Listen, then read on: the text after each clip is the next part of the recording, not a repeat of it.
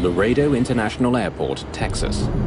Continental Express is such a watershed moment for accident investigation. Outside looks good. Okay, I've done the cockpit scans. We're set for the before start checklist. Continental Express Flight 2574. It happened extremely fast. The force was so violent, the plane was unflyable. Oh my God, look.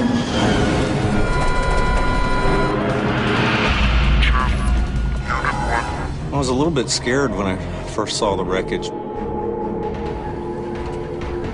I told him that I thought it was a bomb went off. Kaboom! The wreckage will tell a chilling story. If they had strictly followed those procedures, this accident should not have happened. Of good intentions gone terribly wrong.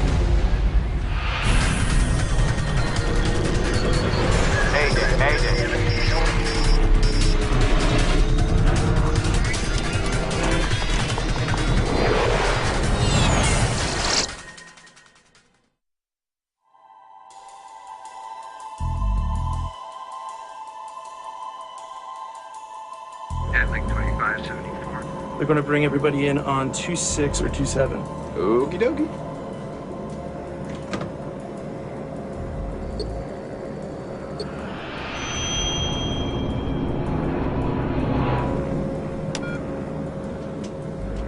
Autopilot off. Continental Express Flight 2574 and its 11 passengers nears the end of its 1-hour flight from Laredo to Houston, Texas.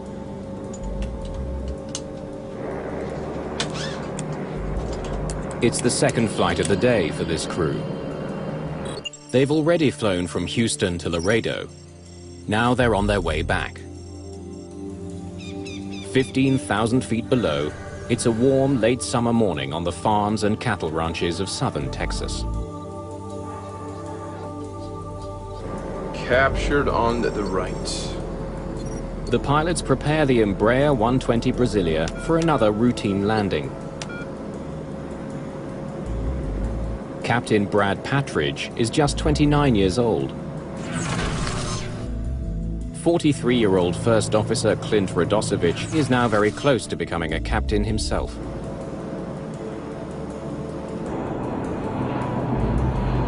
They are 110 kilometers from Houston, home for both pilots.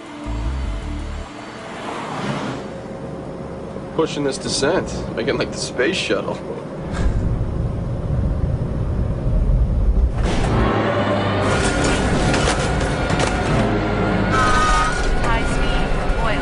In the blink of an eye, the plane is plummeting towards the ground.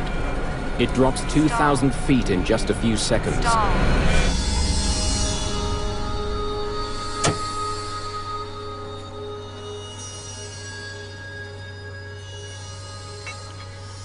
Far below, Carey Larby and his brother Clifton are working on their farm.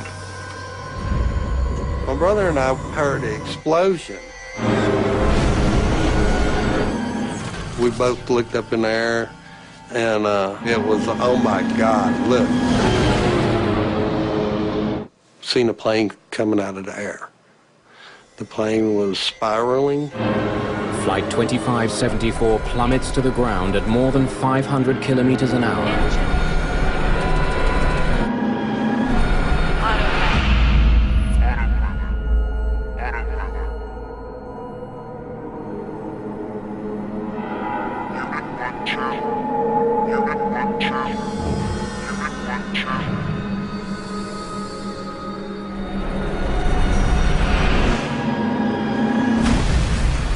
When it hit the ground, there was a massive explosion. My brother said, "Let's go." And I said, "Man, I really don't think there's anything I want to see there."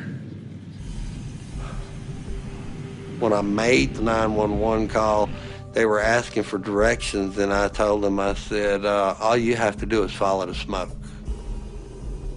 What we see on the ground is not recognizable in any shape, form, or fashion as having been an airplane. Firefighters find the smoldering wreckage of the aircraft in the middle of a farmer's field near Eagle Lake, Texas, just 110 kilometers west of Houston. As you went there, you If you wouldn't have knew it was an airplane, you would have just thought it was a pile of trash. It was burnt so far. 10 bodies were found inside the wreckage, 4 outside. All 14 people on board, including Patridge and Radosevich, are dead. Accident investigators must now figure out why lives were lost on a popular commuter flight. Whenever one passenger dies in a scheduled flight, we launch an entire team. That's understood. We have about 12 specialties that form the GO team, and we have to be prepared to launch on 3 to 4 hours notice. Jim Ritter is an engineer who specializes in airplane mechanics. One of the key things that we do in every accident investigation is we try to figure out why did the airplane behave the way it did. Was it normal performance, or was there a malfunction that can explain what caused the accident?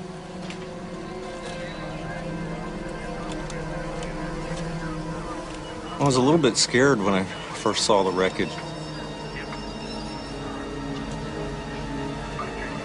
The airplane was destroyed, and there wasn't a lot to go on. Deepak Joshi is an expert on the structure of the aircraft itself. I went straight to the main wreckage where I found most of the airplane. My first order of business was to locate the 4 corners of the airplane.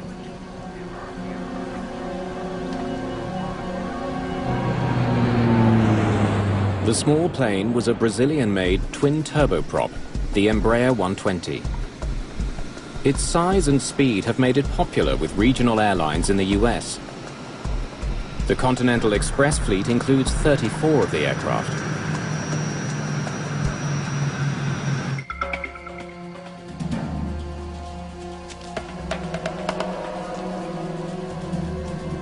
The first day, when we got down there, I led the group in terms of interviewing 6 witnesses.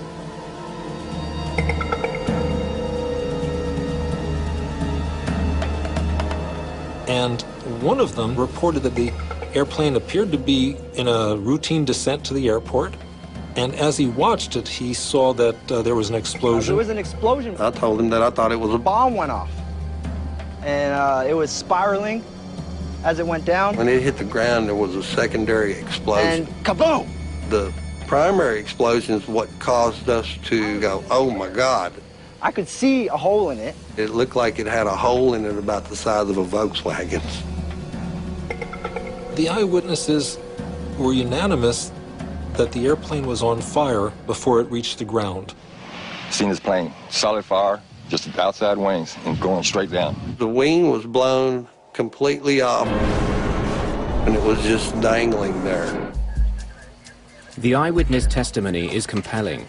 An onboard explosion caused by a bomb seems like a very real possibility.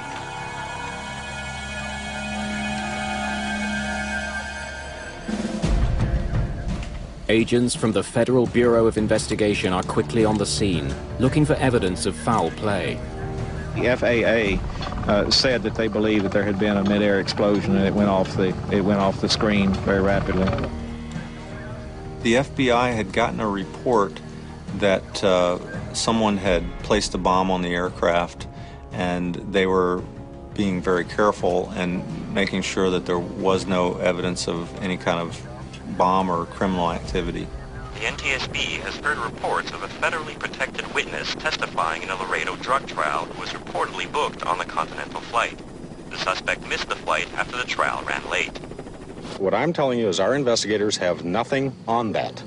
I don't know how much more clear I can be on that. The wreckage itself gives the investigators an immediate clue about the crash. I saw the cockpit was there, the fuselage was there. The left wing had folded under the right wing, and a portion of the vertical stabilizer was there. But the horizontal stabilizer was missing. The Embraer 120 is what's called a T-tail airplane. The horizontal stabilizer sits on top of the vertical stabilizer. And then I wondered, where could it be?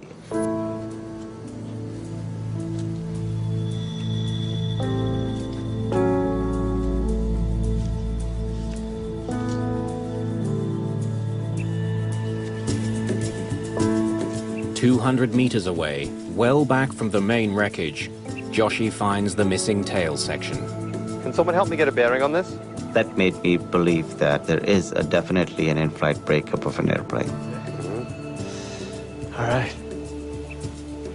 A lot of the various pieces were scattered around, so one of the key questions that we kept asking ourselves was, what happened first? What initiated this event?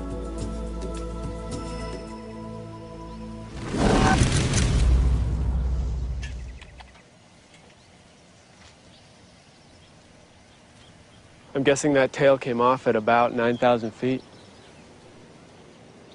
There's something there, something speaking to us in that evidence.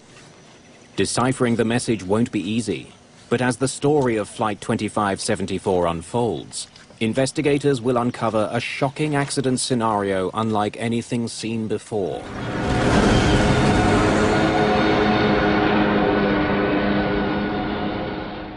All 14 people aboard were killed, among them the pilot, Captain Brad Patridge of Kingwood. NTSB investigators recover the black boxes from the rear fuselage of Continental Express Flight 2574. The recorders are pivotal in our work. It's really what gives us a window into what happened.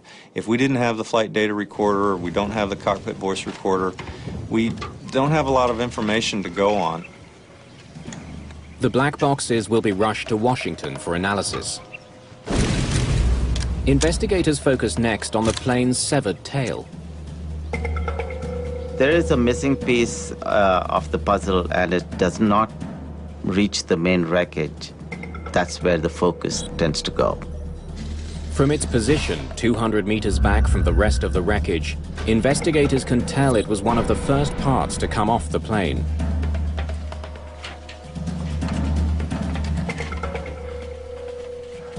They wonder if corrosion or metal fatigue may have weakened the tail to the point of failure.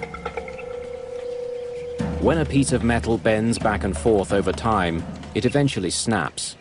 Called fatigue, that failure is identified by a smooth, clean break. We started to look at the fracture surfaces of the vertical stabilizer. But the edges of the tail section aren't smooth. They're jagged. In this particular accident, we did not see any brown color, rust. No corrosion, no fatigue. The fracture surfaces clearly indicate that the tail was ripped off suddenly. In Washington, NTSB technicians opened the black boxes. The cockpit voice recorder is our single most important piece of evidence. It records everything that's said, all sounds in the cockpit for the last half hour before impact. You can hear cockpit sounds that can be very helpful. So you can hear what the engines are doing, you can hear a whole bunch of things. We do analysis on that. But no voice recorder comes with a guarantee. It's a complicated piece of electronics, hooked up to several microphones. After slamming into the ground at more than 500 kilometers an hour, there's a chance the recording may be damaged or lost. In Texas, the FBI field unit finishes testing remnants of the plane for any residue from explosives. I think the bomb went off. The results are conclusive. There was no bomb on board Flight 2574. It became pretty obvious that we had a structural reason for the accident and not really a bomb or any kind of criminal event.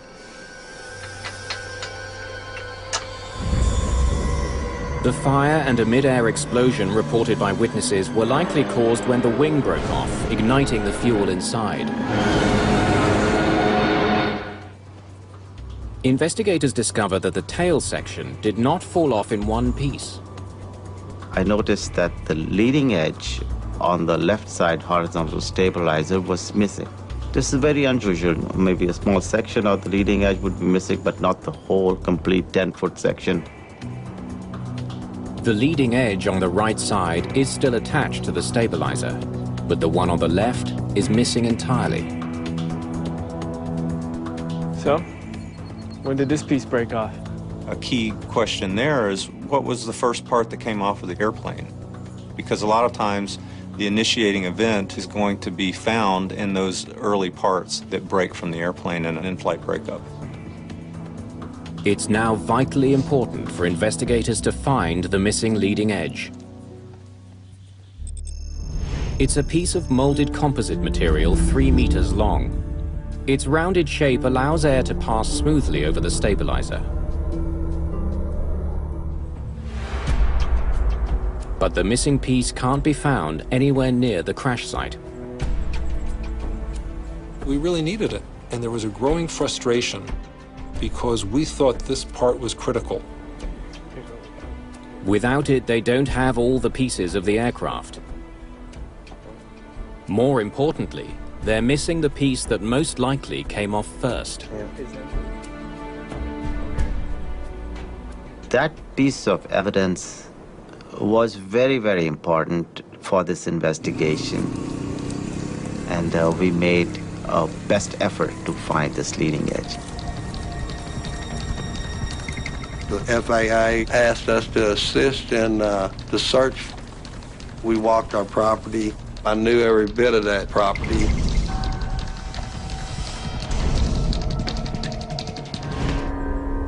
As searchers comb the area, Jim Ritter receives a copy of the CVR data from the lab in Washington. The good news is that the recording is intact. The pilot's final moments have been clearly captured. Radio check. Ritter wants to see if they discussed a developing crisis, or perhaps were forced to make a sudden maneuver to avoid an oncoming obstacle.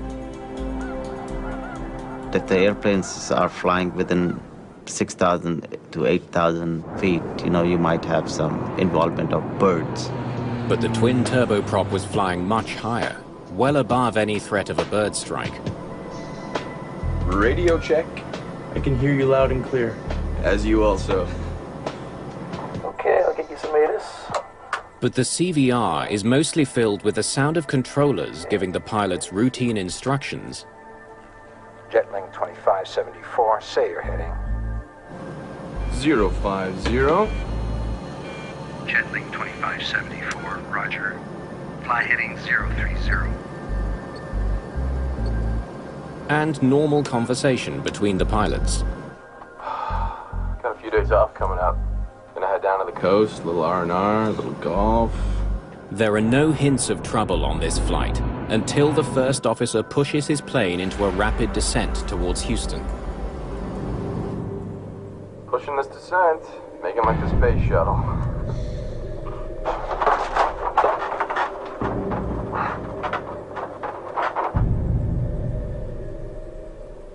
Well, the CVR showed us that the flight crew was totally professional. I mean, they were not doing anything that they shouldn't have been doing. Investigators listen for any other clues. The sounds of objects being upset in the cockpit. The engines suddenly screaming. The blare of flight warning alarms. Stall. Stall. Stall. But there's no more conversation at all. The recording tells investigators that Patridge and Radosevich had absolutely no advance warning of their plane's sudden plunge. The event happened extremely fast. I don't think there was anything that the crew could have done.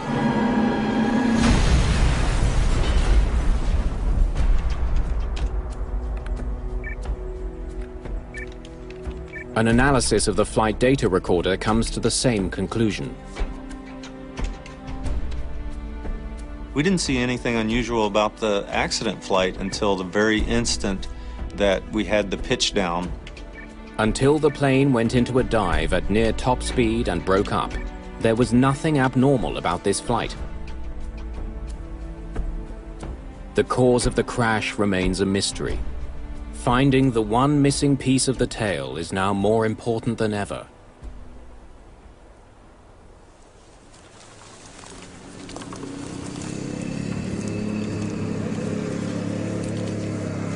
We were doing marches through the area, and after several days went by, it was difficult. We had flights by the local volunteer groups were flying over the site. They're searching a 12 square kilometer area for a 3-meter-long composite piece. Finding it is a long shot. There was this growing theme that we have to find that part. And there was a frustration that it was way more difficult than we thought. We had engineers from the aircraft manufacturer helping to tell us how heavy the parts were. Do you have the weight of the piece? The dimensions of the parts so that we could figure out what drag levels we might see. Ritter logs the coordinates of the crash site. He studies the weather patterns from the day of the accident. So I took that information, put it together, and calculated where the leading edge radius should be. Finally, he comes up with a possible location for the missing piece.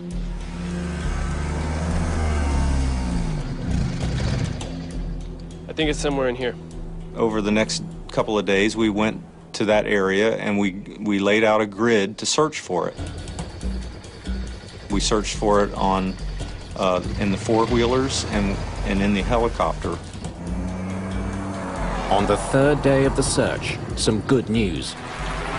We were flying over the Texas countryside, big cattle country. Suddenly the pilot sitting next to me said, "I think I see it." The piece is in the area predicted, but it's so well camouflaged that it was nearly impossible to spot. People had walked by it hundreds of times, but it just happened to blend in with the cattle fence. Hey Jim, we Found it, and it's just where you said it was. Of course it is. You just weren't looking hard enough. We had spent several days, all day long, long days and nights, calculating where to look, and so I was elated when we finally found the part. Now that the leading edge has been found, investigators believe they finally have all the pieces of the plane. We were really excited because it's important. You want to do your best to understand what happened in an accident.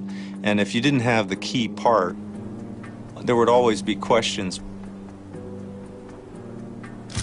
Right away, they noticed something unusual. The evidence indicated that the leading edge upper surface holes were absolutely clean, no elongation, no damage. But the holes that hold the piece to the bottom of the stabilizer look quite different. The lower surface holes onto the leading edge were elongated, they were cracked, as if you have pulled it through the fasteners. The missing piece was found over a kilometer southwest of the tail section. There is no question it was the first piece to fall off the plane.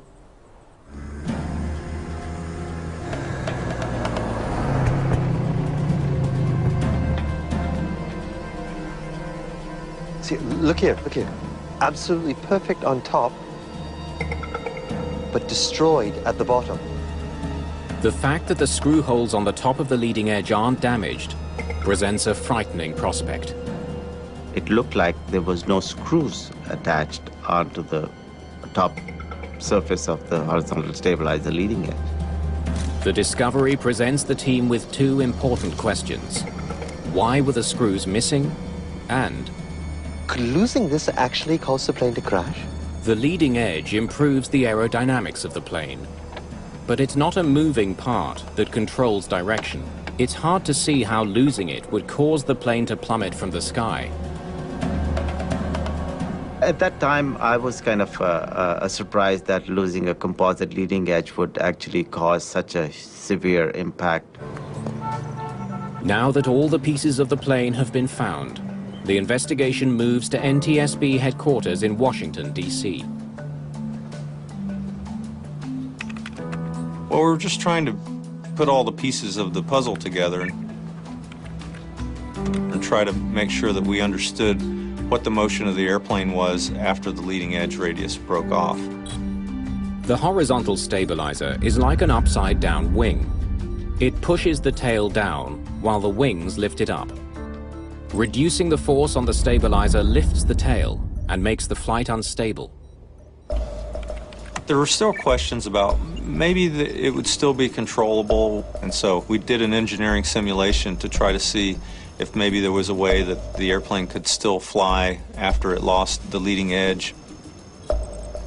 But we found that it really was not a controllable situation. After the leading edge radius broke off of the airplane, it was a negative 5G pitch over. Once the angle of attack exceeded the negative limits, it actually broke the wing apart. So it was not a survivable event.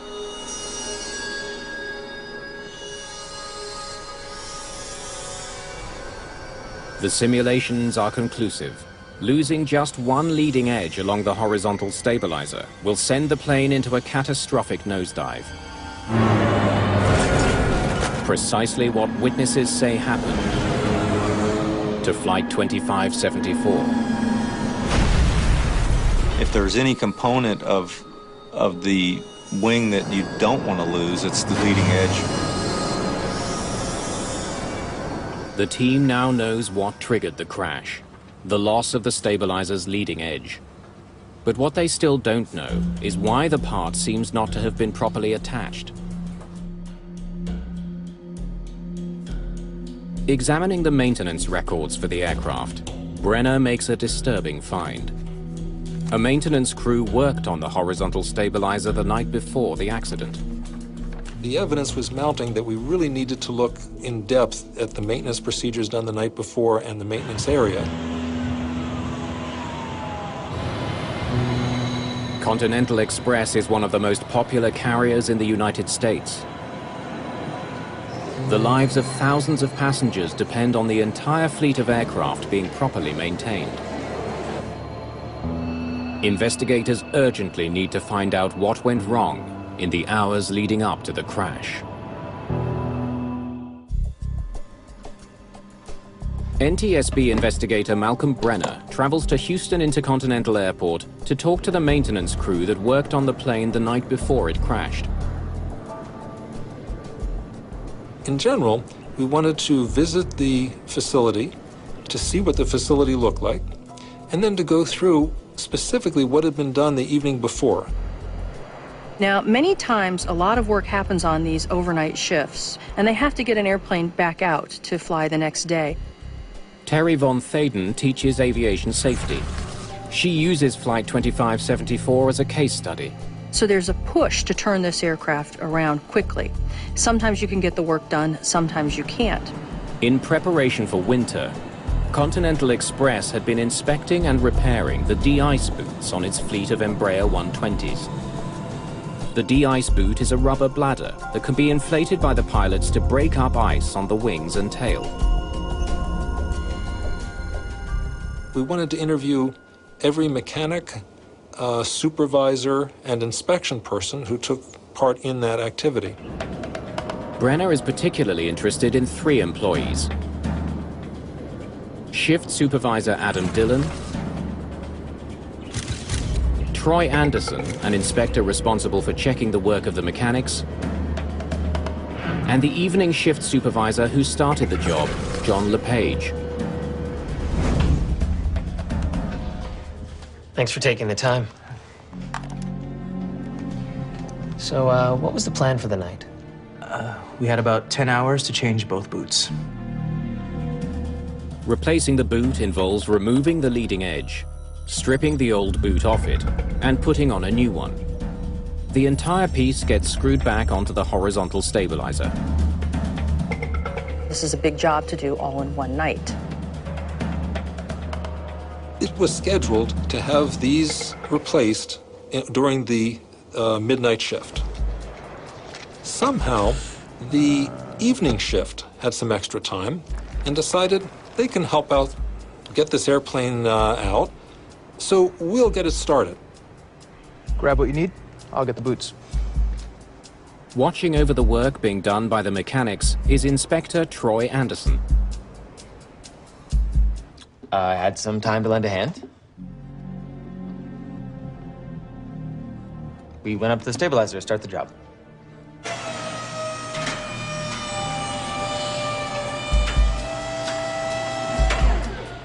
mechanics started working on the bottom, the inspector volunteered to climb up on top of the thing and get the top ones. The evening shift, the second shift of the day, was going to remove the screws holding the leading edge in place. The rest of the work would be done by the midnight shift. At 10 p.m., Adam Dillon takes over as supervisor for the midnight shift. Hey, finishing a C check, engine maintenance, and a boot swap.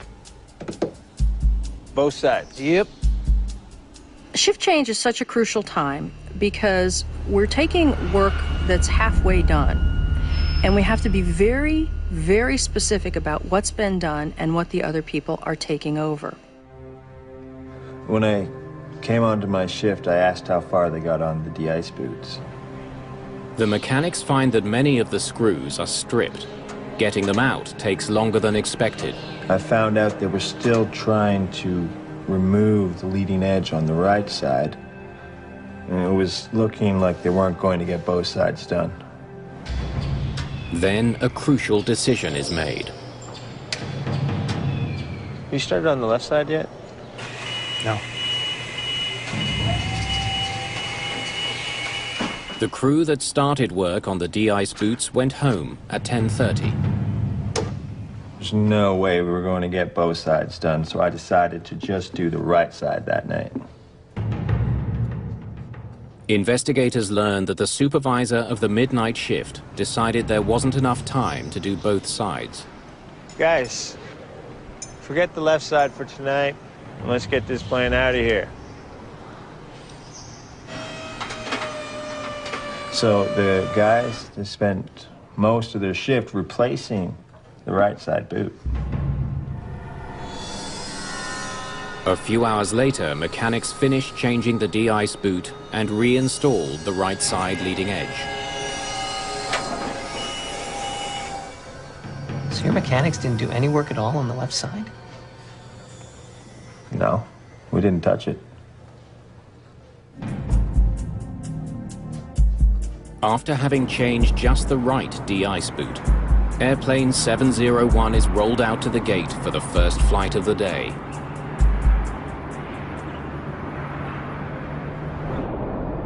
Three hours later, the left leading edge rips off the tail, causing the aircraft to plummet almost 12,000 feet to the ground.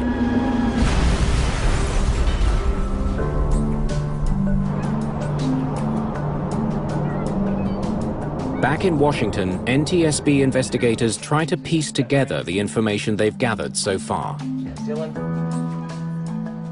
and Lepage. The individual mechanics, the supervisors, in general, I thought we had good cooperation. They did describe what they were doing. I think they were credible. I believe they were trying to help. Where was Anderson if he was helping? We had about 10 hours. No way we were going to get both sides done. I had some time to lend a hand. The second shift. Investigators are almost certain that the screws were removed from the top of the left side leading edge and never replaced. But maintenance workers insist they only worked on the right side. Investigators are puzzled. So the second shift started the job. These guys, they started on the right side. Their inspector, he helped them. It's always dangerous when you change from one shift to another shift, and that's why there are very strict procedures about that. They were bypassing them. The inspector jumped in to get this airplane moving. That was all disturbing. Did he ever say what he did up there? Yeah, that's great. Let me see that. Help the mechanics remove the de-ice boots. What does that mean?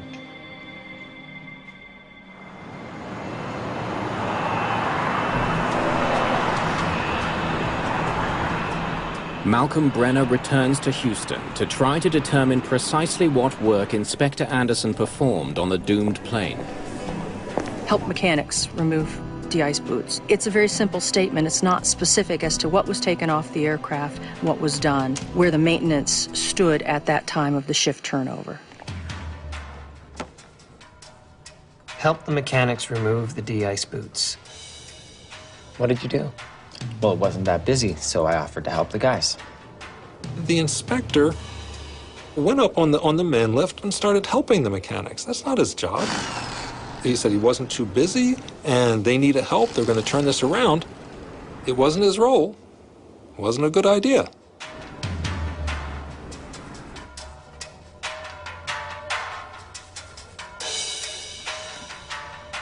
So what side did you work on, Troy? Just the right? Both. Look, when I left, the plan was to do both sides.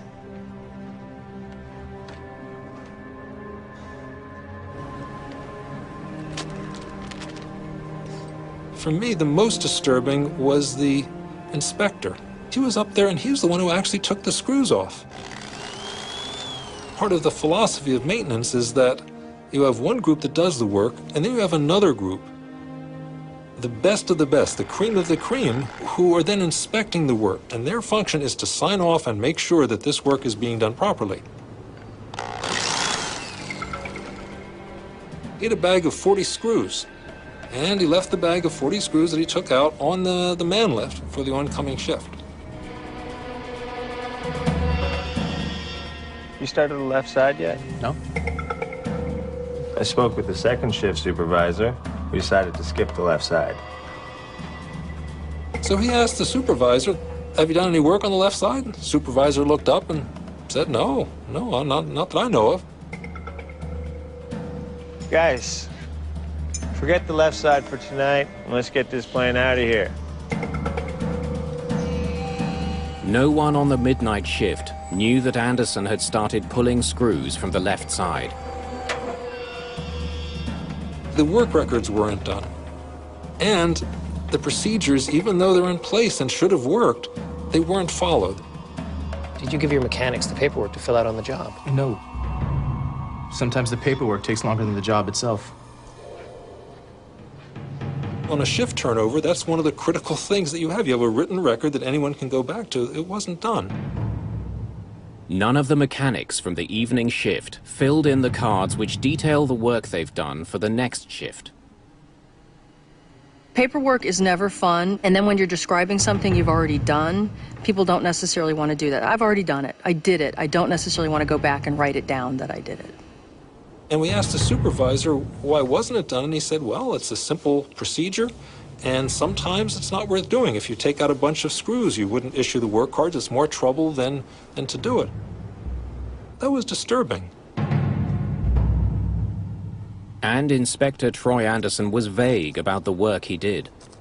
His write-up didn't really describe the fact that he took the screws out on the left.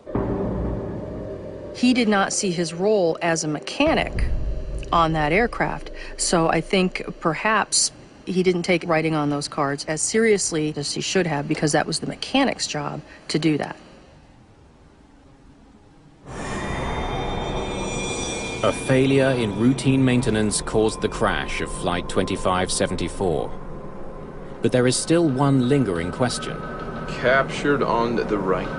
The plane flew more than 800 kilometers before the leading edge tore off. It is pretty amazing that the horizontal tail stayed intact for that first flight. The deadly failure came near the end of the crew's second flight that day. Pushing this descent, making like the space shuttle. Why didn't it happen sooner?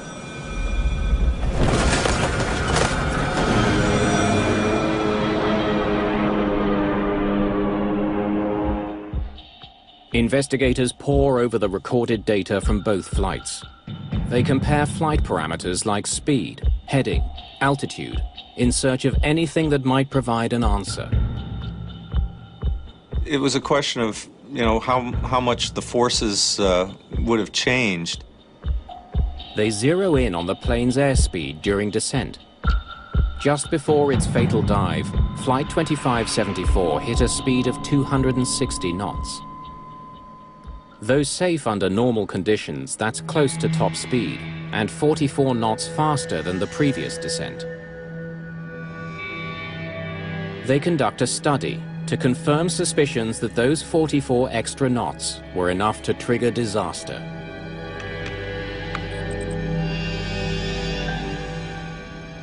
The leading edge stays on at 216 knots, the plane's maximum speed during the first flight. The aerodynamic forces never quite rose to the level that they did on the accident flight. But an increase of 44 knots drastically increases the amount of drag on the leading edge. Once the plane got up near its maximum speed, it had this failure waiting to happen. The tragic significance of First Officer Radosevich's last words is now clear to investigators. Pushing this descent, making like the space shuttle.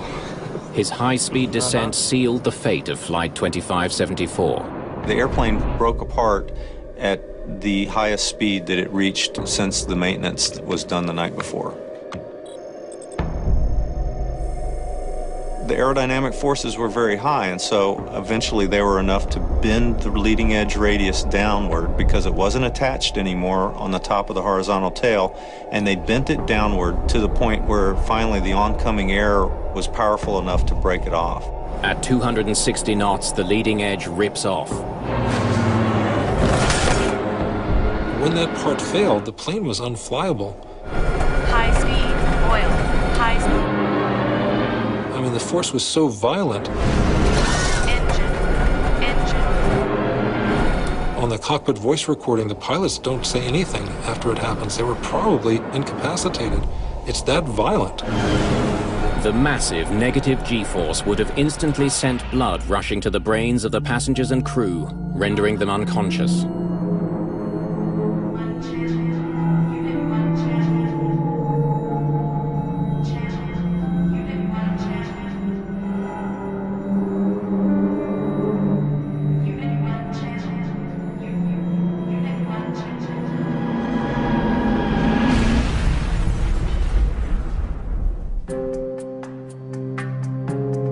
The NTSB blames the accident on the failure to reinsert all the screws holding the left leading edge to the tail.